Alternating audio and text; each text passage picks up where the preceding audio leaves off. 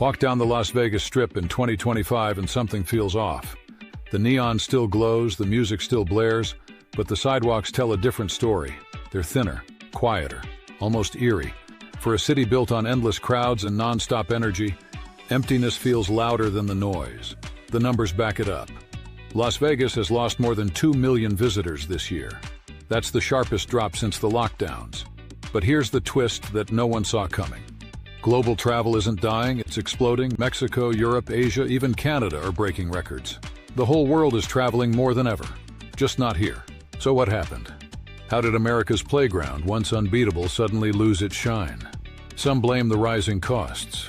Resort fees stacked on top of parking charges, $25 cocktails, and buffets that cost more than fine dining.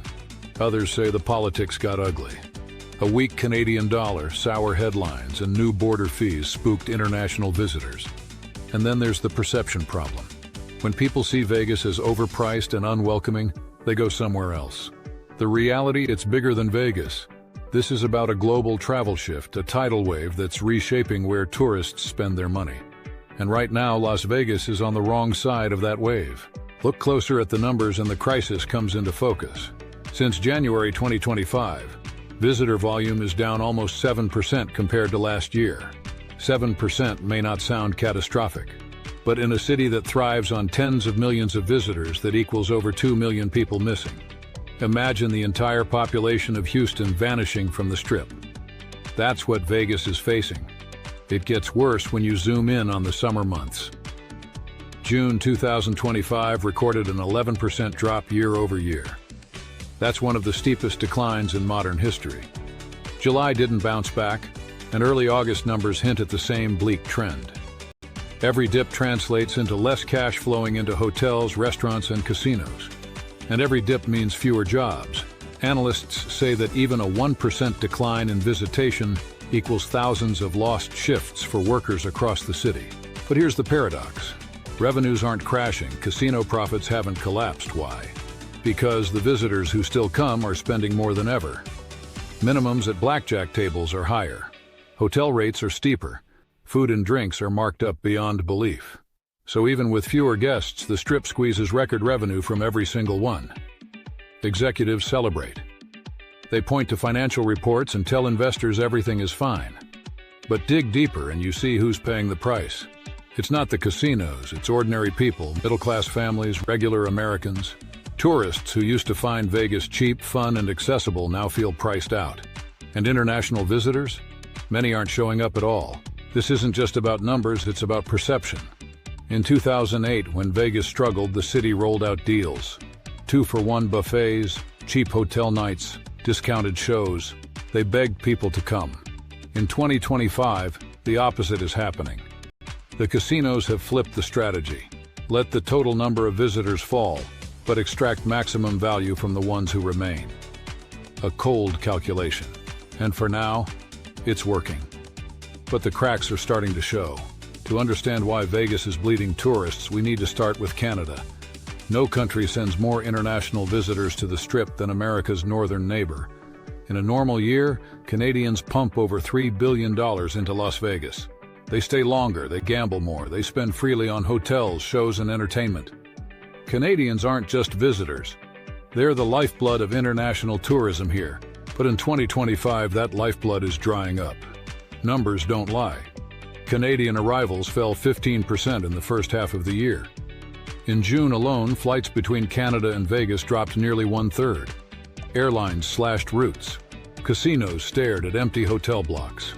For a city already reeling from fewer visitors, losing such a key market is devastating. So why are Canadians staying away? The first reason is simple: money. The Canadian dollar is weak.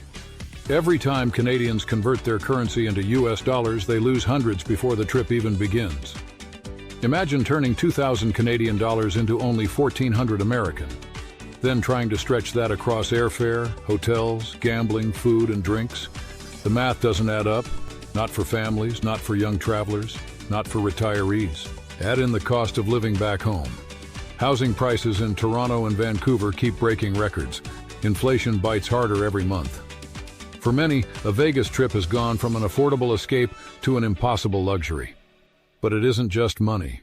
Politics play a role too. Years of tension between Washington and Ottawa have soured perceptions. Comments from Trump and later Canadian leaders doubling down left a lingering resentment. For some Canadians, crossing the border feels less like fun and more like endorsing a relationship they don't trust. The impact is real. Industry experts estimate that if Canadian spending keeps declining, Vegas could lose the equivalent of 15,000 full-time jobs. Dealers, servers, entertainers, all dependent on Canadian tourists, see fewer shifts and fewer tips. The Strip might survive on high rollers, but the locals who keep this city alive can't. And yet here's the irony. Canadians still love Vegas. Ask around in Toronto or Calgary and people rave about it. The short flights, the long winters, the escape they can't get at home. But love doesn't beat math, and it doesn't erase resentment. In 2025, loyalty has limits, and Canadians are proving it, but it's not just Canada. The new visa integrity fee, rolled out in 2025, has caused global confusion. On paper, it's simple. A $250 fee tied to U.S. visa applications. It doesn't affect travelers from visa waiver countries like the UK, France, Japan, or Australia. But that's not how it sounds online. Headlines scream, "America charges tourists $250 to visit." Social media does the rest. Families in London and Sydney see the number and panic. A family of 4 thinks they'll pay $1,000 extra just to cross the border. Perception spreads faster than fact. Tourists see the rumor, not the fine print. For many, that's the breaking point. Why spend more to visit the U.S. when Mexico, Europe, or Asia feel cheaper, easier, and more welcoming? Even casino executives admit the damage. Bill Hornbuckle, CEO of MGM Resorts, has said bluntly, families don't want extra costs before their vacation even begins. Whether or not the fee applies, the rumor alone is enough to scare people away. And in travel, perception is everything. One viral story about a family denied entry, one social media post about tourists detained at the airport, and thousands of potential visitors change plans overnight. The Strip suffers, even though it has no control over immigration policy. The fear sticks, the doubt lingers. And in travel, doubt kills bookings. Here's the bigger truth. Tourism didn't collapse worldwide, it shifted. The very people who once crowded Vegas sidewalks are now fueling record highs in other places. Canadians are staying home, exploring Toronto, Montreal, and Vancouver. Resorts in the Rockies are booming. Festivals in Quebec are setting records. Domestic travel in Canada is up 30%. What Vegas lost, Canada gained. Meanwhile, Mexico is thriving. International arrivals surged by over 12% this summer. Cancun, Tulum, Mexico City, they're packed. Cheaper flights, easier entry, and a feeling of warmth pulled in travelers who might have once split time between the U.S. and Mexico. Now, they're skipping America altogether. In Europe, it's the same story. Families are choosing short getaways closer to home. Londoners hop a train to Paris or Barcelona. Italians escape to Croatia or Greece. Budget airlines and high-speed rail make local trips easier than ever. Why fly across the Atlantic when world-class destinations are right there? Asia tells another story. Middle-class families from Japan, Korea, and Southeast Asia are sticking to regional hotspots. But high rollers from China still arrive in Vegas, dropping tens of thousands at the tables. For them, new fees and exchange rates don't matter. The Strip bends over backwards to keep them coming. The missing 2 million didn't stay home. They spread out across the world. They fueled a global travel boom while Vegas struggled to keep pace, and that's the real question. If tourists discover new destinations and fall in love, will they ever come back to Vegas? Or has the world finally moved on? Stay with me because the answer might shock you. The story of Las Vegas in 2025 isn't just about lost tourists. It's about a city trying to reinvent itself in the middle of a global travel explosion. And the truth is, that reinvention looks nothing like the Vegas you remember. Back in the 2000s, Vegas was the land of cheap buffets and free drinks. You could snag a hotel room for the price of dinner. Everything was designed to get you in the door so you'd spend on the casino floor. But in 2025, that strategy is gone.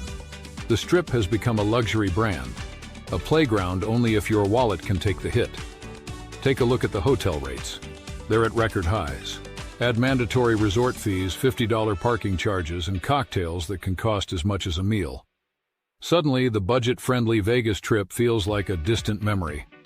The new model is clear: fewer guests but higher spending. It's a strategy that works for corporate executives, but it leaves ordinary travelers feeling squeezed. And here's the shocking part: the big casino companies don't even need Vegas anymore. MGM Resorts, Caesars Entertainment, Las Vegas Sands, they all run mega properties in Asia and beyond. Macau alone pulls in more gambling revenue than the entire Strip. Singapore's Marina Bay Sands dwarfs anything Vegas can offer. These companies aren't just Vegas casinos anymore. They're global empires. So when tourists skip Vegas, the boardrooms don't panic. They just shift focus. Macau's high rollers cover the gap. Asian properties rake in billions. Wall Street stays happy. And back home, the sidewalks of Vegas grow emptier while prices climb higher. But this shift has consequences. Locals feel the sting first. The servers, dealers, bartenders, and entertainers who depend on crowds see fewer shifts, fewer tips, less stability. For the people who live here, every missing tourist means less money in their pockets. The Strip might still sparkle, but behind that glow are families struggling to make ends meet. And here's where the paradox deepens. Vegas isn't collapsing. It's transforming. Into what? Into a city that caters to fewer, wealthier visitors while turning its back on the masses who once made it thrive. Think about it. In 2008, after the financial crisis, Vegas begged people to come back. 2-for-1 buffets, cheap hotel deals, bargains everywhere. In 2025, with 2 million fewer tourists, the city isn't begging. It's charging more. It's doubling down on hidden fees. It's making you pay the difference. But while Vegas redefines itself, the world keeps booming. Mexico is on fire. Resorts in Cancun and Tulum are packed with Europeans, Canadians, and Americans who once filled Vegas hotels. Cities like Mexico City are experiencing a cultural tourism renaissance, attracting visitors with food, art, and history that rivals Europe. In July alone, over 8 million visitors poured into Mexico. That's a tidal wave of tourism. Europe is thriving too. Budget airlines and high-speed trains have turned weekend getaways into a normal routine. Parisians hop to Barcelona. Londoners spend long weekends in Rome. Germans escape to Croatia. The distances are short, the costs are lower, and the experiences are world-class. Why would a European family spend thousands flying across the Atlantic when they can explore their own continent for less? Asia tells an equally powerful story. Japan is seeing record numbers of domestic travelers. South Korea's tourism industry is exploding. Thailand and Vietnam are pulling in visitors with a mix of affordability and culture. And China's outbound tourism is rebounding fast, with many high rollers skipping the U.S. entirely in favor of regional casinos or luxury destinations. In other words, the world is spoiling travelers with options. And Vegas, for all its neon glory, feels less essential than ever. Here's the danger for Las Vegas. Once tourists discover something new, they don't always return. A Canadian family who fell in love with Banff may never trade mountain views for slot machines again. A British couple who discovered Barcelona's nightlife might skip Vegas clubs forever. A traveler who fell for Cancun's beaches and Mexico City's food scene may never bother with the Strip. Vegas didn't just lose tourists. It may have lost them for good. But here's the bigger picture, and the part that really matters if you're a traveler watching this. Vegas is just one city. The real story is that the global travel boom is creating more choices than ever before. For you, this is the golden age of options. You don't have to accept $25 cocktails and hidden fees. You can choose destinations rolling out the red carpet. Countries like Portugal, Thailand, and Mexico are actively courting travelers with affordable experiences. Cities like Budapest, Lisbon, and Medellin are becoming the new hotspots, vibrant, beautiful, and accessible at a fraction of the cost. Meanwhile, Vegas is betting on exclusivity. It's betting that enough high-spending guests will keep coming to make up for the millions who've walked away. It's a gamble, no pun intended. But if you're not one of those high spenders, the Strip may no longer feel like your playground. So here's the question. What does this mean for the future? If Vegas keeps pricing out ordinary travelers, it could end up as a niche destination. Still iconic, still dazzling, but not the global magnet it once was. More like Monaco than Disneyland. exclusive, elite, and out of reach for many. And if the rest of the world keeps booming, then the Vegas model may backfire. Because once people realize they can have just as much fun and often more value in places like Mexico, Portugal, or Thailand, they won't come running back. They'll keep exploring the world. And Vegas will be left as a luxury relic. But here's the twist. That doesn't have to be a bad thing. For you, the traveler, this is an opportunity. It means your $2,000 vacation budget stretches further than ever if you spend it in the right place. Instead of blowing it on resort fees and overpriced drinks, you can explore multiple destinations, immerse in new cultures, and create memories that feel richer than anything Vegas can sell. The future of travel belongs to the curious, to the people willing to step beyond the Strip and discover the world waiting beyond it. The casinos might not care if you stay or leave, but the rest of the world, they're fighting for you, offering cheaper flights, smoother entry rules, and experiences that feel more authentic than ever. So the next time you think about planning a trip, ask yourself this: do you want to be nickel and dimed under neon lights? Or do you want to stretch your budget in a place that feels fresh, welcoming, and alive? Because that's the choice in 2025. Vegas may sparkle, but the world is shining brighter. And the millions of travelers who walked away from the Strip this year have already made their choice. The real question now is yours. Where will you go next? Will you stick with the old legend of Las Vegas? Or will you join the global shift and discover the destinations stealing its crown? One thing is certain. The future of travel won't be defined by casinos or neon. It'll be defined by you, by the choices you make, by the memories you chase. So don't wait. Grab that ticket, explore the world, and be part of the travel revolution that's leaving Vegas behind. Because in 2025, the Strip may be fading, but your adventure is just beginning.